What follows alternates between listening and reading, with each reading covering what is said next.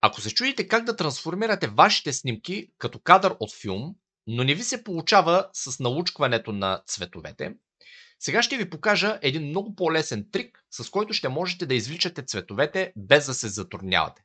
За целта първо изберете кадър, който ви харесва, след което го отворете като отделен таб в Photoshop. След това преминете към вашата снимка, маркирайте я и отворете Image, Adjustments и след това изберете Match Color. От падащото меню Source изберете снимката, чиято цветове ви вдъхновяват и след това настройте Luminance, Color Intensity и също така Fade, така че снимката да не бъде прекалено синя или доминирана от цвета, който харесвате.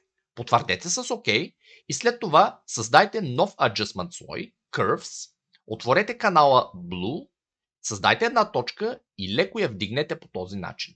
След това преминете към зеления канал, създайте още една точка и я смъкнете леко по-надолу по този начин. И не на последно място създайте нов Adjustment слой в лицето на Color Lookup, от падащото меню изберете Horror Blue, след което свалете Opacity на около 10% и изберете Blending Mode Soft Light по този начин. Ето така, сега вашата снимка придобива по-различен вид и по-задълбочена атмосфера.